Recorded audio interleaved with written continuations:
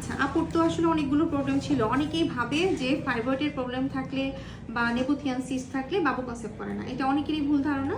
আপনি কিন্তু মাল্টিপল সাইজে ছোট ছোট স্মল ফাইব্রয়েড ছিল। ঘটনা কি হয়, যদি ফাইব্রয়েড ইউটেরাস থাকে, যদি বড় সাইজ না থাকে তাহলে দেখা যায় বাচ্চা কনসেপ্ট করে যায়। কিন্তু যদি বড় সাইজ থাকে তখন বাচ্চাটা বসতে পারে না। বাচ্চা যদি বসতে না পারে তখন দেখা যায় বাচ্চাটা অ্যাবর্শন হয়ে যায়। ঠিক আছে, ওই ক্ষেত্রে কনসেপ্ট করে না। কিন্তু যেহেতু ছোট ছোট আছে, আপনাকে তো অনেকদিন ওষুধ দেওয়া হয়েছিল, রিহান জেল দেওয়া হয়েছিল, মানে মানে ফাইব্রয়েড ইউটেরাসের জন্য, তারপরে হচ্ছে আপনি সিস্টের জন্য 2টা মেডিসিন দেওয়া হয়েছিল, আর একটা ফলিক অ্যাসিডও দিয়ে রাখছিলাম যাতে বাবু কনসেপ্ট করে যায়। যদি দেখা যায় প্রবলেম সলভ হয়ে যায় তাহলে অটোমেটিক বাবু কনসেপ্ট করে যায়, ওই ক্ষেত্রে আর অন্য কিছু লাগে না। যাই হোক, কনগ্রাচুলেশনস। আজকে মির্জাপুরে 5 জনের বাবু কনসেপ্ট করছে। একজন তো মিষ্টি কিনতে গেছে, বুঝছেন? হ্যাঁ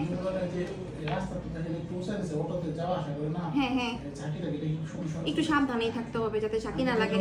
কারণ কারণ দেখেন, ওনার আপনাদের বিয়ে হয়েছে 15 বছর যাবত। হ্যাঁ, আলহামদুলিল্লাহ বাবু কনসেপ্ট করছে। এখন এমন ভাবে চলতে হবে যাতে বাবুটা টিকে থাকে, হ্যাঁ, কোনো যাতে প্রবলেম না হয়। আজকে একজনের বাবু কনসেপ্ট করছে 9 বছর পর, একজনের 4.5 বছর পর, আরেকজন তো কান্নাই করলো, তাই না? আরেকজনের 7 বছর পর, আপনার 15 বছর।